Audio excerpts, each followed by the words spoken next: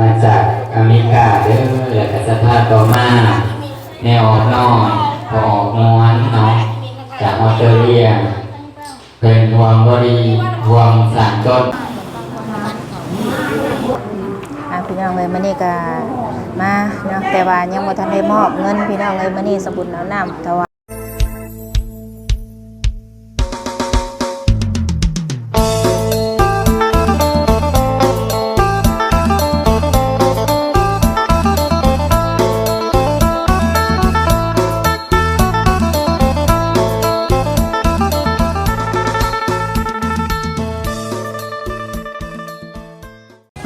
พี่น้องเลยเปิดคลิปมาอีกแบบนี้เนาะกราบสบายดีพี่น้อง FC รักสู่คนสู่หม่องสู่บอลเด้อพี่น้องเด้อเนาะ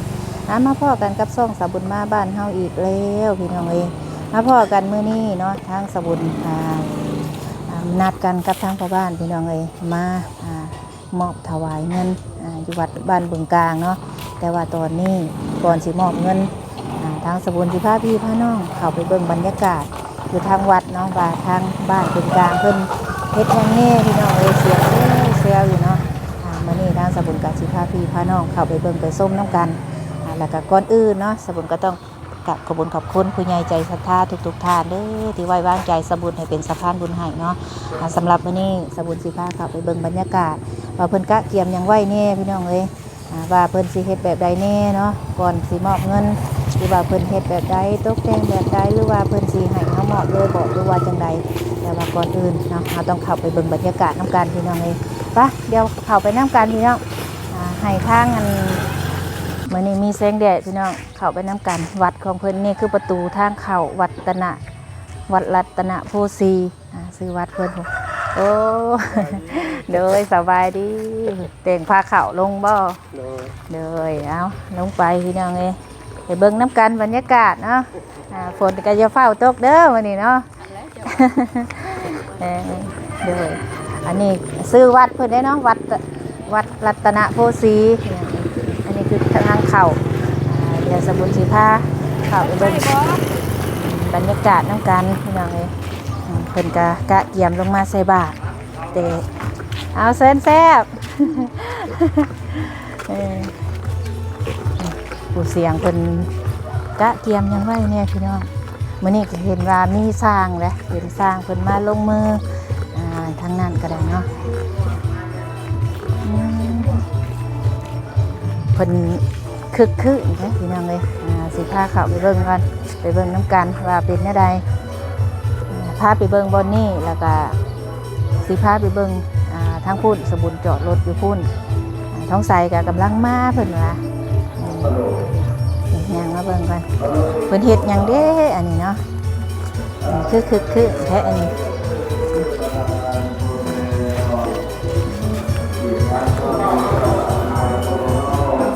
เฮ้เฮาก็อยู่พุ่นแหละพี่น้องเลย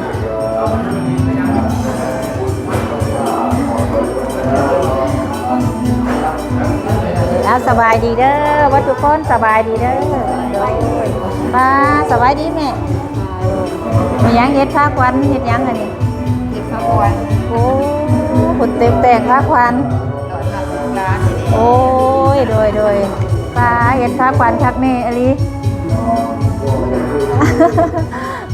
ผลเฮ็ดผ้าควันงามอลิพี่น้องทางเจ้าพี่น้องเลยนะทางพุ่นเพิ่นสิเฮ็ดใส่บาตรบ่ทาง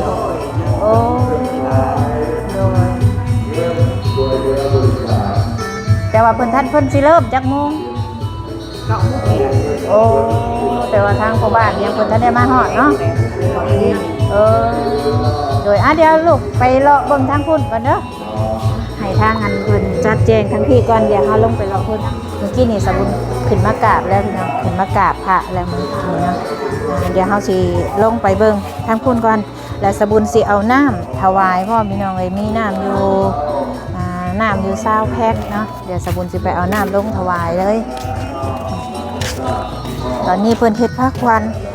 สบุญบ่ได้คิดว่าเพิ่นสิเฮ็ดผ้าควันได้นี่สบุญคิดว่าเอาเงินมอบถวาย ก็มีกองท่าตัวบริการมาท่าแต่ละก็เป็นการปล่อยตัวมาเรื่องนี้ก็ต้องการปล่อย วัดว่าลาของเพิ่นเลยตอนนี้เพิ่นก็กำลังประกาศ อยู่ใน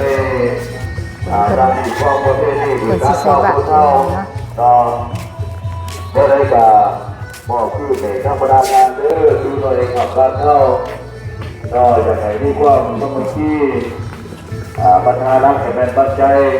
บรรจุปัจจัยเล็กๆน้อยๆแล้วแต่ละครอบครัว สบายดีทุกคนเด้อสบายดีสบายดีพ่อตู้โดยสบายดีสายแม่อูบ่ได้มาบ่แม่อูบ่ได้มาบ่ไปตลาดสบายดีบ่ ตักบาตรยาหน้าไปกันแล้ว กำลังประกาศหาว่าสิ การเผยแพร่ด้วย สร้างเพิ่นสิมาลงมือวันนี้บ่โอ้เลย คิดทอดประจำใจเจอ เดี๋ยวลูกย่างไปเบิ่งทั้งแม่ครัวก่อนเบิ่งบรรยากาศก่อนโดยขออนุญาตนะ ก็อันนี้เป็นการทำบุญต้นและที่ขอชมและปล่อยบัวตกแรง ไปมอบถวาย พวกเงินต่างๆก็เสร็จกันได้กับเสียซื่อบรรดาทานไหนเขาจะใส่หรือฝากตัวที่ยังกางข้าอยู่เพื่อนอยู่ซ่านโดยเฉพาะเลยกับพวกผู้เฒ่าผู้แก่โอเคเนี่ยโอ้เข้าลงมาเพื่อเป็นพระมุขธาตุแน่แล้วดูบุคลาเนาะดูบุคคลทุกที เฮ็ดกินเลี้ยง อันนี้เป็นคนที่มีความหมายความสำคัญเนาะ สบายดีสบายดีเด้อ ประกาศจากตัวเดือดลงมาเด้อบรรดาทานปืน เอาไว้เล่นจักตก เจ้าคุณเจ้าเป็นการของเรา พอกันคือเพื่อนเขาบอกโอ้บ่ได้ดอกซื้อก่อนมันจะ สบายได้มื้อนึงนี่วัดเป็นหลายพัน อันไหนเห็น แม่ พูดนี่ ว่าเอาโดยสบายดีโดย เรื่องหรอวะ เดินตื่นแล้วฮอดตอน8:00นแหละก็เลยนั่งเล่นนั่งอย่าง ผู้ อยู่ ดีหมอผู้ดีงาม โอ้เดี๋ยวกับทางผู้ดีซื้อน้ำมา20แพ็คว่าสิเอาลงมอบถวายให้ทางวัดตัวนี้ โดยสาวแพ้ผู้ดีเฮ็ดเป็นอันนั้นเด้อเนาะ โดยเอามอบ ผ่านเด้อเนาะ โดยเฮ็ดฮะ โดยผู้ดีแหละ คันลูกชายกับคันแม่เด้อใส่ โดย ไป โดยเอาโดยเอาไว้โอ้โดย ไปให้ โดยขอบใจหลายๆทั้งไม่เท่าก็ย่านแต่ลูกเคยบ่ได้ใส่บาตร เคยบ่ได้ใส่บาตรแต่ง เฮ็ดกินเฮ็ดหยังกินวันนี้ ผมเว็บก็เปิดเลยหัวค้างบนป้าครับ ไปนั่งในทางถาที่แม่กัน รอเบิ่งก่อนรอเบิ่งกินน้ำเนี่ยครัวเพิ่นเนาะสบายดีเด้อมาเบิ่งทั้งพี่เป็นหยังเฮ็ดหยังทั้งนี้ โอ้ยจัดพัก โอ้สบายดีสบายดีโอ้นั่งแต่เช้าแล้วก็เนาะเมื่อยแล้วผู้ใดก็ได้พี่เด้อพี่น้องนั่งสิพี่นั่งเอาสบายดีทุกคนสบายดีคนกำลังเตะขาเข่าเพนได้นี่เนาะสบายดีสบายดีกำลังเตะขาเข่าเพนนี่นะเลยตกแกงขาเข่าอยู่ทั้งเป็นกาเป็นเตะขาเข่าเพนนี่พาเพิ่นรอเบิ่งบรรยากาศฝุ่นเสียงตำคุกแล้วก็โอ้โอ้ยนะเอาคนเฮ็ดกินเฮ็ดอยู่เดี๋ยวสิเอาน้ำมันลงไปนั่นลงก่อนน้ำลงไปตั้งไว้พุ่นก่อนบาดนี้เนาะ ก็นั่งถาอยู่พวกมันแม่ไม่ได้เย็น เด้อบ่เป็นหยังมื้อนี้เลาะเบิ่งบรรยากาศ รอเบิ่งรอหน้าตาแล้วก็รอเบิ่งว่าจะ เบิ่งนี่แหละโดนๆคือสิได้มาบ่แม่นง่ายเด้ สิมาบ่เป็นไรเป็นแม่เอ้ย แม่นเวทบอกว่านี่พลาดเตอร์ กับคุณสูเดี๋ยวแม่คุณเอ้ยนำมือนำข้าวมาหวานเมื่อ สาธุเอาบุญน้ำกันล่ะเนาะ กันแล้วแม่ของมันเก่าตะแดงวันก่อนตะแดง เว้ยนั่นแล้วว่าเข้าไปเบิ่งกินอ้าวเพิ่นเฮ็ดพาควันคักแน่อีหลีว่ะ บ่ได้เพราะว่ามันบอกดี เออ บ่แม่นอันนั้นบ่แม่นที่แม่น้องแล้วก็มาเอาน้ำมืดน้ำข้าวมาให้ก็ต้องผู้ต้องแก้ในเราบอกกัน เอ นี่ อเพิ่นว่า บุกเล่นแบบนี้จักเทือนำเงินนำคำมองรองรายไปมาเพิ่นว่า เคยได้จักเทื่อบ่ติ เคยได้จักเทือนะแม่ โดย บางทีมันสูงแก่เพิ่นนำเงินนำคำมาให้หลานเฮาเว้ากันนี่นะเพิ่นว่าแม่ตุ่นว่าเอาแล้วแม่นูไผว่านะว่าโอ้ยเคยหยาดก็บ่แม่นแม่เอ้ยนำเงินนำคำมาให้นี่นะ กับผู้ใหญ่ใจศรัทธา เพิ่ เพิ่ น น น่ะ น่ะ ผู้ใหญ่ เนาะ ใจศรัทธาเพิ่นแล้วก็ให้แม่บุญมาเป็นสะพานบุญเนาะแม่ โดย ก็ได้บุญนำกันคือเก่าแน่ บุญฮอดยอดถึงคือเก่า แล้วแม่บุญก็ได้บุญคือกัน อย่าลืมได้ไปทางเซโนโทรหานี่ ไอ้ร้านแต่นี่กับพยายามเจนูมันสอนลูกศิษย์ลูกของอ่ะ ลูกบ่ ลูกของอ่ะ โอ้ ไอ้ขี้แล้วมันก็มายามอยู่แล้วนะมันเอามันน้ำเหนียวน้ำใหญ่มาให้เนาะการขี้นี่โลดแหละเขาสอนอยู่หัน2คนหน้าร้านนี่สอน สอนอยู่เซโนเลยบ่ สอนเจนูเด้อ ให้เพิ่นเฮ็ดกินก็จะได้ไฟสิใหม่ปิ้งตับเพิ่น นั่งผู้เฒ่าได้ไหมเด้อนั่ง ได้โดย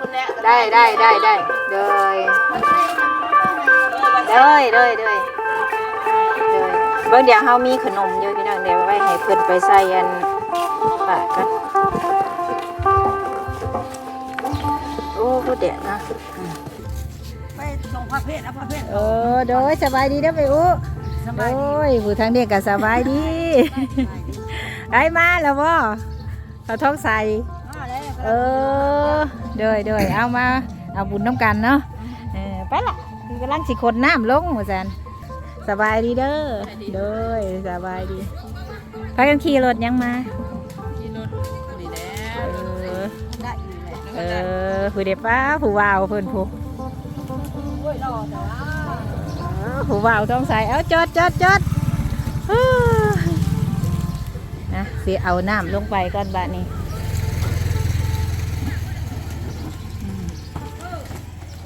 สิเอาน้ำลงป้าเตอสบายดีเบิ่งเป็นศิลวัตรได้บัดนี้เซเว่นตาดำเอาออกแต่แม่สายเด้อเป็นผู้บ่าวแล้ววันนี้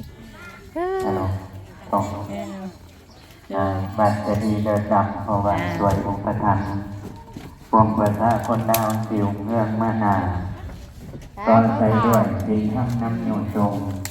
บ้านก็เป็นอย่างไปนี่พากันเอาน้ำลงมาจะมาแล้วสบายดีโดยว้าผู้สาวงาม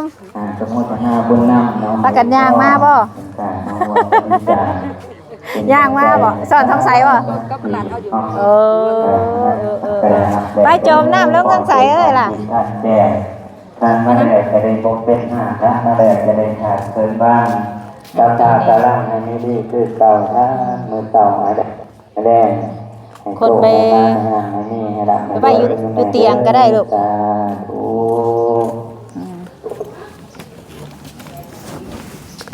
ไปไว้อยู่เตียงถามเพิ่นน้ำปงมองได้ก็สิถามผู้เฒ่าเพิ่นผมซื้อจะได้ยังไง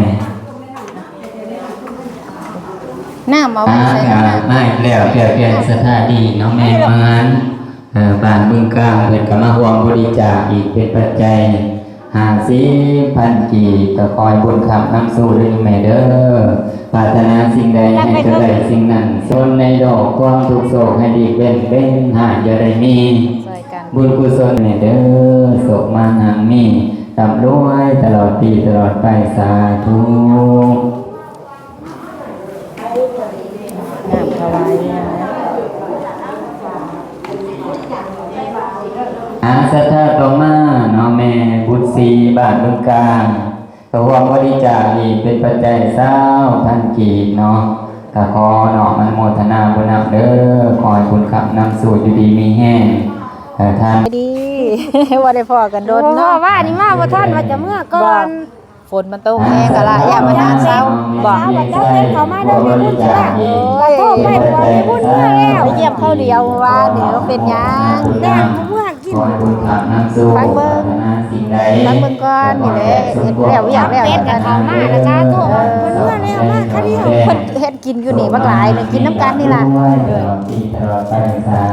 ดี๋ยวสมุนจะย่างมาทางนี้กันสบายดีกันลงมาบ่เลยอันนี้เพิ่นสถานต่อมาพอครับสมัยหัวบริจาคเป็นปัจจัย50,000 กีบสาธุ ธุ อันนี้เป็นต้นสามัคคี มี บ่ โสมีใส่ ต้น ดาว รวม เลยพอเด้อ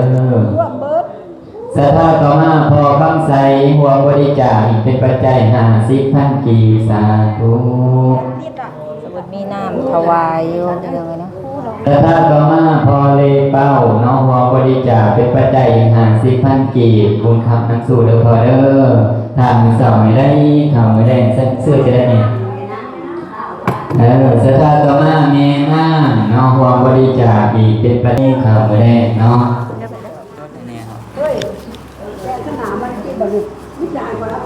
น้ำเป็นของ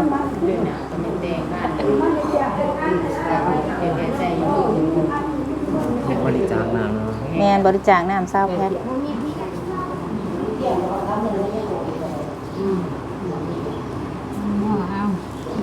แล้วก็ตู้ต้นร่วมมากเลยบอก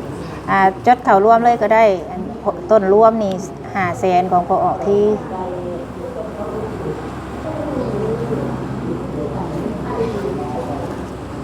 มายืนอยู่ใกล้ๆพี่ลูกย่ำมาอยู่ได้บ่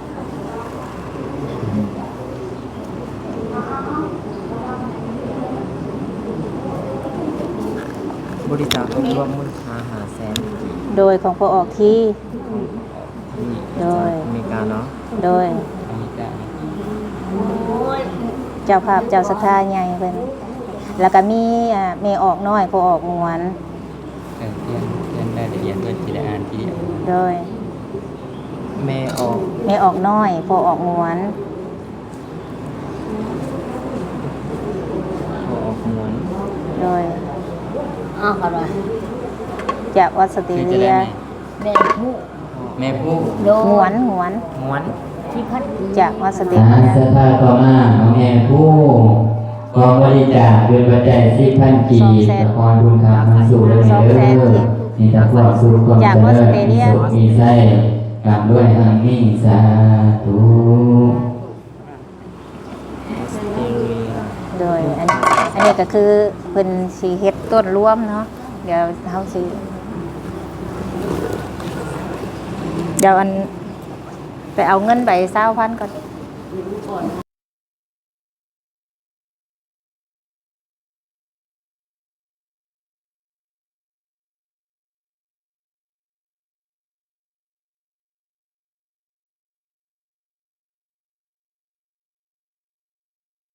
เป็นผู้มีใจบุญก็กุศลเอาไว้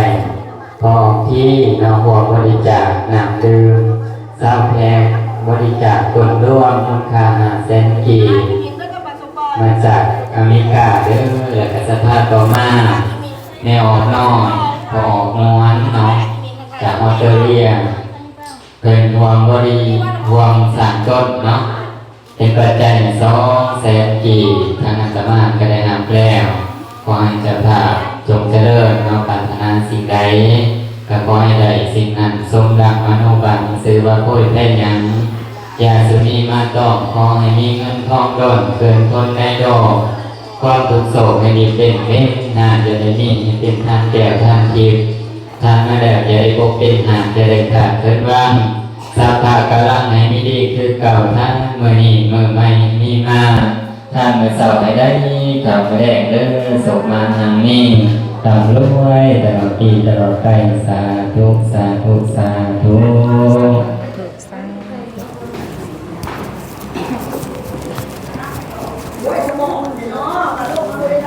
กินอะไรนะกันก็ได้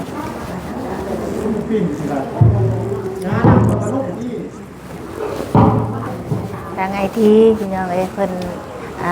โมต้นสามัคคีคือต้นสามัคคีว่าเพิ่นนั้นแล้วได้นี่เนาะ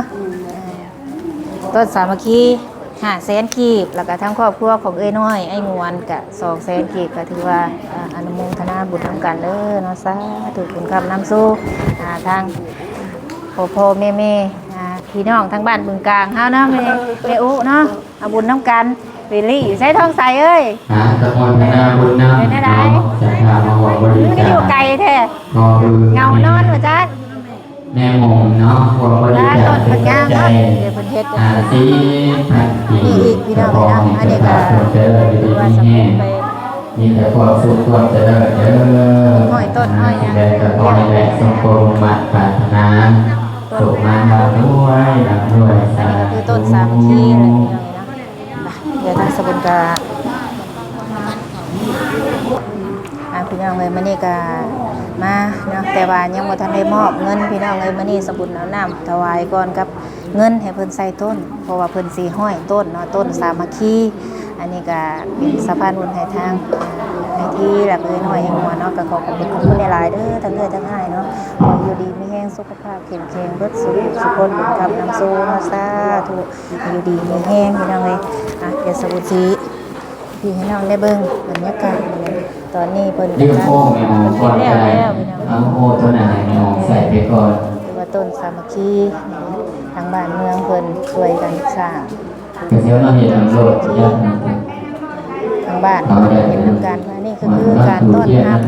ที่สบุญสิมามอบถวายเงินมานี่แต่ว่ายังบ่ทันได้มอบพี่น้องเลย อย่ามาเที่ยงมาดู สำเร็จ เนี่ย ตัวนี้เพิ่นก่อนเนาะ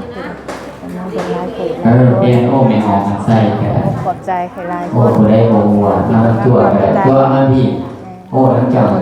เมื่อวานนี่ฝนตกเอ้าเมียอูสบายดีเด้อโอ้ยละบาบ่ได้มาโอ้โดยอยู่ดีมีแห้งอยู่บ่